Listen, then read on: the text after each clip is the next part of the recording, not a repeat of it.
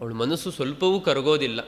ಆಯಿತು ರಾಮ, ತುಂಬ ಸಂತೋಷ ಆಯಿತು, ಬೇಗ ಹೊರಡು ನೀನು ಕಾಡಿಗೆ, ಯಾಕೆಂದರೆ ನೀನು ಹೋಗೋ ತನಕ ರಾಜ ಸ್ನಾನ ಮಾಡಲ್ಲ, ಊಟ ಮಾಡಲ್ಲ ಅಂತ ಕೂತು ಬಿಟ್ಟಿದ್ದಾನೆ, ಬೇಗ ಹೊರಡು ಅಂತ ಹೇಳ್ತಾಳೆ ಕೈಕೇಯಿ.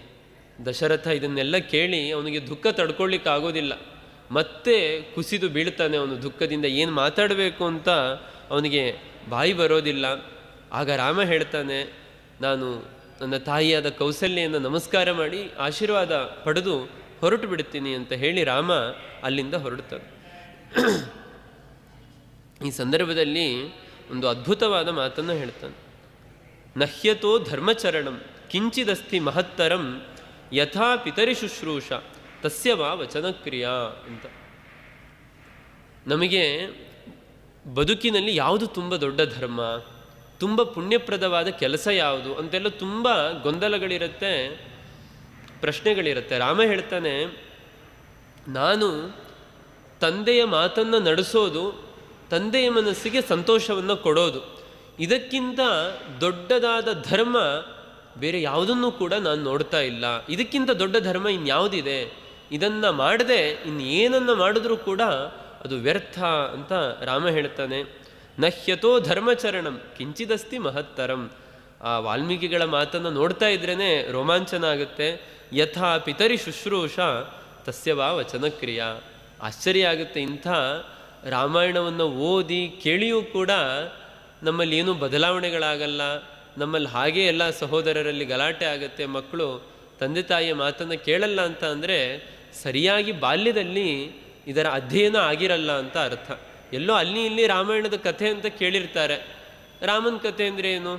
ರಾಮ ಅಪ್ಪನ ಮಾತಿಗೋಸ್ಕರ ಸಂತೋಷ ಆಗಲಿ ಅಂತ ಕಾಡಿಗೆ ಹೋದ, ಆಮೇಲೆ ರಾವಣನನ್ನು ಸಂಹಾರ ಮಾಡ್ದ, ಇಷ್ಟ ಅಲ್ವಾ ಅಂತ ಆ ಹೆಜ್ಜೆ ಹೆಜ್ಜೆ ಪ್ರತಿಯೊಂದು ಮಾತುಗಳು ಅದೆಲ್ಲವನ್ನೂ ಕೂಡ ನಾವು ಕೂಲಂಕಷವಾಗಿ ವಾಲ್ಮೀಕಿಗಳ ಮಾತಿನಲ್ಲಿ ನೋಡಲಿಲ್ಲ ಅಂತಂದರೆ ಅದು ಹೃದಯಕ್ಕೆ ಮುಟ್ಟೋದೇ ಇಲ್ಲ. ಹಾಗೆ ಹೃದಯಕ್ಕೆ ಮುಟ್ಟುವಂತೆ ವಾಲ್ಮೀಕಿಗಳು ಹೇಳ್ತಾರೆ.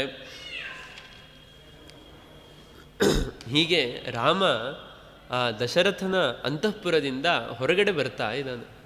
ಹೊರಗಡೆ ಬರಬೇಕಾದ್ರೆ ಈ ಕಡೆ ಹೊರಗಡೆ ಇದ್ದ ಮಂತ್ರಿಗಳಿಗೆ, ಪ್ರಜೆಗಳಿಗೆ, ಋಷಿಗಳಿಗೆಲ್ಲ ಏನೋ ಒಂಥರ ಆತಂಕ. ಏನಾಗ್ತಾ ಇದೆ? ಪಟ್ಟಾಭಿಷೇಕಕ್ಕೆ ಎಲ್ಲ ಸಿದ್ಧತೆಗಳು ನಡೆದಿದೆ, ಬಂದು ಇಷ್ಟೊತ್ತಿಗೆ ದಶರಥ ಬರಬೇಕಿತ್ತು, ಆದರೆ ಇನ್ನೂ ಬಂದಿಲ್ಲ, ಏನಾಗ್ತಾ ಇದೆ ಒಳಗಡೆ ಅಂತ ಎಲ್ಲರಿಗೂ ಕುತೂಹಲ. ರಾಮ ಹೊರಗಡೆ ಬರ್ತಾನೆ. ರಾಮನ ಮುಖವನ್ನು ನೋಡಿದ್ರೆ ಏನೂ ವಿಕಾರನೇ ಇಲ್ಲ, ನಗನಗತ ಹಾಗೆ ಹಸನ್ಮುಖನಾಗಿದ್ದಾನೆ.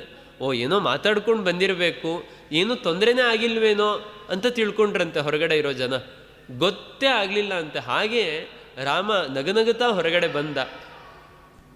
ಇಡೀ ದೇಶದ ರಾಜ ಆಗ್ತೀನಿ ನಾನು ಅಂತ ಹೇಳಿದಾಗ ರಾಮನ ಮುಖದಲ್ಲಿ ಯಾವ ಸಂತೋಷ ಇತ್ತೋ ಆ ಎಲ್ಲ ರಾಜ್ಯವನ್ನು ಬಿಟ್ಟು ನಾರುಮಡಿಯನ್ನು ಹುಟ್ಟು ಕಾಡಿಗೆ ಹೋಗಬೇಕು ಅಂತ ಹೇಳಿದಾಗಲೂ ಕೂಡ ರಾಮನ ಮುಖದಲ್ಲಿ ಅದೇ ಸಂತೋಷ ಇತ್ತು ಅಂತ ವಾಲ್ಮೀಕಿಗಳು ಹೇಳುತ್ತಾರೆ. ಅಂದರೆ ಇದು ನಮಗೆ ಜೀವನದಕ್ಕೆ ಪಾಠ. ದುಃಖ ಬಂದಾಗ ಕುಸಿದು ಬಿದ್ದುಬಿಡ್ತೀವಿ, ಸುಖ ಬಂದಾಗ ಎಷ್ಟು ಆಕಾಶದಲ್ಲಿ ತೇಲಾಡ್ತಾ ಇರ್ತೀವಿ ಅಂದರೆ ಯಾರೂ ಕಾಣೋದೇ ಇಲ್ಲ. ಹೀಗೆ ಸುಖ ದುಃಖಗಳು ಬಂದಾಗ ಎರಡನ್ನೂ ಸಮಾನವಾಗಿ ನೋಡೋದನ್ನು ಮನುಷ್ಯ ಅಭ್ಯಾಸ ಮಾಡಿಕೊಳ್ಬೇಕು. ಆಗ ಮಾತ್ರ ಜೀವನದಲ್ಲಿ ನೆಮ್ಮದಿಯಾಗಿ ಇರಲಿಕ್ಕೆ ಸಾಧ್ಯ ಅಂತ. ಸರ್ವೋಹ್ಯಭಿಜನ ಶ್ರೀಮಾನ್ ಶ್ರೀಮತಃ ಸತ್ಯವಾದಿನಃ ನಾಲಕ್ಷಯತ ರಾಮಸ್ಯ ಕಿಂಚಿದಾಕಾರ ಮಾನನೆ. ಅವನ ಮುಖದಲ್ಲಿ ಸ್ವಲ್ಪವೂ ಕೂಡ ವ್ಯತ್ಯಾಸವನ್ನೇ ನೋಡಲಿಲ್ಲ ಅಂತ ಹೇಳ್ತಾರಂತೆ. ಅಲ್ಲಿಂದ ರಾಮ ಕೌಸಲ್ಯ ಮನೆಗೆ ಹೋಗ್ತಾನೆ. ಕೌಸಲ್ಯ ಅಂತಃಪುರಕ್ಕೆ ಹೋಗಬೇಕಾದ್ರೆ ಕೌಸಲ್ಯಗಿನ್ನೂ ಸುದ್ದಿ ಗೊತ್ತಾಗಿರೋದಿಲ್ಲ. ಕೈಕೇಯಿ ಹೇಳಿದ ಮಾತುಗಳು, ರಾಮ ಕಾಡಿಗೆ ಹೋಗಬೇಕು, ಯಾವ ಸಂಗತಿಯೂ ಕೂಡ ಕೌಸಲ್ಯ ಗೊತ್ತಿರೋದಿಲ್ಲ. ಅವಳು ರಾಮನಿಗೆ ಒಳ್ಳೆಯದಾಗಲಿ, ರಾಮ ರಾಜ ಆಗ್ತಾ ಇದ್ದಾನೆ ಅಂತ ರಾಮನ ಹೆಸರಿನಲ್ಲಿ ಹೋಮವನ್ನು ಮಾಡ್ತಾ ಇದ್ಲಂತೆ. ಆ ಕಾಲದಲ್ಲಿ ಸ್ತ್ರೀಯರಿಗೂ ಕೂಡ ಅದರಲ್ಲೆಲ್ಲ ಅಧಿಕಾರಗಳಿತ್ತು. ಉತ್ತಮ ಸ್ತ್ರೀಯರಿಗೂ ಕೂಡ ವೇದಗಳಲ್ಲಿ, ಯಜ್ಞಗಳಲ್ಲೆಲ್ಲ ಅಧಿಕಾರ ಇದೆ ಅಂತ ಆಚಾರ್ಯರು ಕೂಡ ಬ್ರಹ್ಮಸೂತ್ರ ಭಾಷ್ಯದಲ್ಲಿ ಹೇಳ್ತಾರೆ. ಪ್ರವಿಶ್ಯ ಚ ತದಾ ರಾಮೋ ಮಾತುರಂತಃಪುರಂ ಶುಭಂ ದದರ್ಶ ಮಾತರಂ ತತ್ರ ಹಾವಯಂತೀಂ ಹುತಾಶನಂ. ಅಗ್ನಿಯ ಪ್ರತೀಕದಲ್ಲಿ ಭಗವಂತನ ಆರಾಧನೆಯನ್ನು ಮಾಡ್ತಾ ಇದ್ಲಂತೆ ಕೌಸಲ್ಯ. ರಾಮನಿಗೆ ಒಳ್ಳೆಯದಾಗಲಿ ಅಂತ ರಾಮ ಬರ್ತಾನೆ.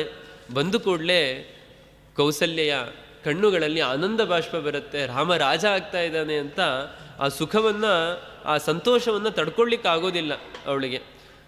ರಾಮನನ್ನು ತಬ್ಬಿಕೊಂಡು ಅವನ ನೆತ್ತಿಯನ್ನು ಆಘ್ರಾಣಿಸ್ತಾಳಂತೆ. ಆಘ್ರಾಣಿಸಿ ಬಂಗಾರದ ಮಣೆಯನ್ನು ಕೊಡ್ತಾಳಂತೆ ರಾಮನಿಗೆ ಕೂತ್ಕೊಳ್ಳಿಕ್ಕೆ ಅಂತ. ಫಲಹಾರಕ್ಕೆ ಅಂತ ಬಂಗಾರದ ತಟ್ಟೆಯನ್ನು ಇಡ್ತಾಳೆ.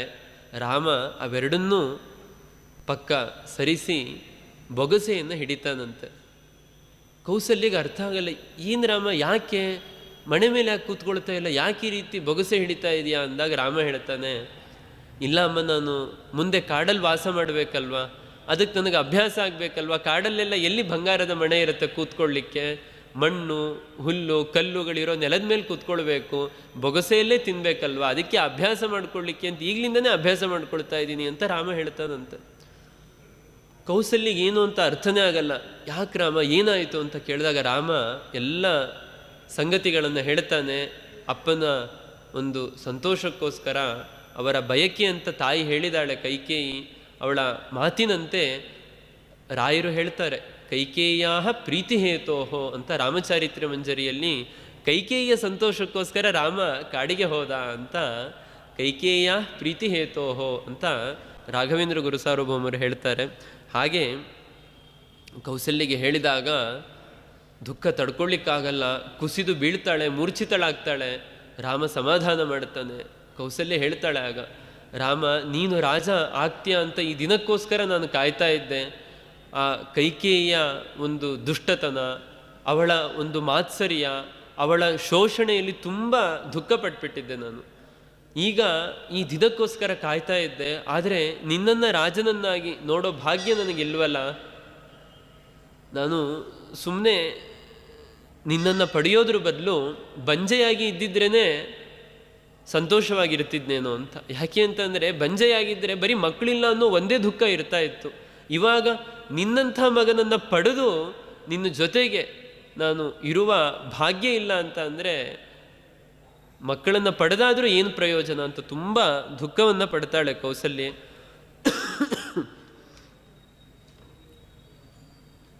ಆಗ ಜೊತೆಗೆ ಲಕ್ಷ್ಮಣನೂ ಕೂಡ ಇರ್ತಾನೆ. ಲಕ್ಷ್ಮಣ ಅಲ್ಲಿ ತನಕ ತಡ್ಕೊಂಡಿರ್ತಾನೆ, ಏನೂ ಮಾತಾಡಿರೋದಿಲ್ಲ. ಯಾವಾಗ ಕೌಸಲ್ಯೆ ಮಾತಾಡ್ತಾಳೋ ಆಗ ಲಕ್ಷ್ಮಣ ಹೇಳ್ತಾನೆ, ಹೌದು ಅಮ್ಮ, ನೀನು ಹೇಳೋದು ನಿಜ. ನಮ್ಮಣ್ಣ ಏನು ತಪ್ಪು ಮಾಡಿದ್ದಾನೆ, ಏನು ಅಪರಾಧ ಮಾಡಿದ್ದಾನೆ ಅಂತ ರಾಮ ಕಾಡಿಗೆ ಹೋಗಬೇಕು. ಯಾರು ರಾಮನ ವಿರುದ್ಧವಾಗಿ ಮಾತನಾಡ್ತಾರೋ ಅದು ಯಾರೇ ಆಗಲಿ, ಭರತನೇ ಬರಲಿ ಯಾರೇ ಬರಲಿ, ನಾನು ಅವರನ್ನು ನಿಗ್ರಹ ಮಾಡ್ತೀನಿ. ರಾಮ ಏನೂ ಕೂಡ ತಪ್ಪು ಮಾಡಿಲ್ಲ, ಅವನು ರಾಜ ಆಗಲೇಬೇಕು. ಯಾರೇ ಇದಕ್ಕೆ ವಿರುದ್ಧ ಬಂದರೂ ಕೂಡ ನಾನು ಅವರನ್ನು ಯುದ್ಧದಲ್ಲಿ ಗೆಲ್ತೀನಿ ಅಂತ ಲಕ್ಷ್ಮಣ ಮಾತನಾಡ್ತಾನೆ. ತುಂಬ ಪ್ರಖರವಾದ ಮಾತುಗಳನ್ನು ಹೇಳ್ತಾನೆ ಲಕ್ಷ್ಮಣ.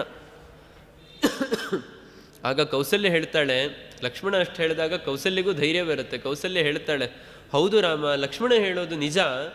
ಯಾಕೆ ನೀನು ಕಾಡಿಗೆ ಹೋಗಬೇಕು, ಏನು ತಪ್ಪು ಮಾಡಿದೆಯಾ? ಸರಿ, ಅಪ್ಪನಿಗೆ ಸಂತೋಷ ಆಗಬೇಕು, ಪಿತೃವಾಕ್ಯ ಪರಿಪಾಲನೆ ಮಾಡಬೇಕು ಅಂತ ಕಾಡಿಗೆ ಹೋಗ್ತಾ ಇದೆಯಲ್ವಾ? ಕೌಸಲ್ಯ ಹೇಳ್ತಾಳೆ, ಅಪ್ಪನ ಮಾತನ್ನು ಕೇಳೋದು ಎಷ್ಟು ಮುಖ್ಯನೋ ಹಾಗೆ ನಾನು ತಾಯಿ. ವೇದಗಳಲ್ಲಿ ಮೊದಲಿಗೆ ಮಾತೃದೇವೋ ಭವ, ಆಮೇಲೆ ಪಿತೃದೇವೋ ಭವ ಅಂತ ವೇದಗಳು ಹೇಳೋದು. ಹಾಗಾಗಿ ಮೊದಲು ನನ್ನ ಮಾತನ್ನು ಕೇಳಬೇಕು ನೀನು. ನನ್ನ ಮಾತನ್ನು ಮೀರಿ ಹೇಗೆ ಕಾಡಿಗೆ ಹೋಗ್ತೀಯ? ನಾನು ಹೇಳ್ತೀನಿ ಕಾಡಿಗೆ ಹೋಗಬೇಡ ಅಂತ ಕೌಸಲ್ಯ ಹೇಳ್ತಾಳೆ. ಹೇಳಬೇಕಾದ್ರೆ ಒಂದು ಅದ್ಭುತವಾದ ಮಾತನ್ನು ಹೇಳ್ತಾಳೆ. ನಾರಾಯಣ ಪಂಡಿತರು ಸಂಗ್ರಹ ರಾಮಾಯಣದಲ್ಲಿ ಅದನ್ನು ಸಂಗ್ರಹ ಮಾಡ್ತಾರೆ. ಮನುಸ್ಮೃತಿಯ ಮಾತು, ಗುರೋರಪ್ಯವಲಿಪ್ತಸ್ಯ ಕಾರ್ಯಮಜಾನತಃ ಉತ್ಪಥಂ ಪ್ರತಿಪನ್ನಸ್ಯ ಕಾರ್ಯಂ ಭವತಿ ಶಾಸನಂ.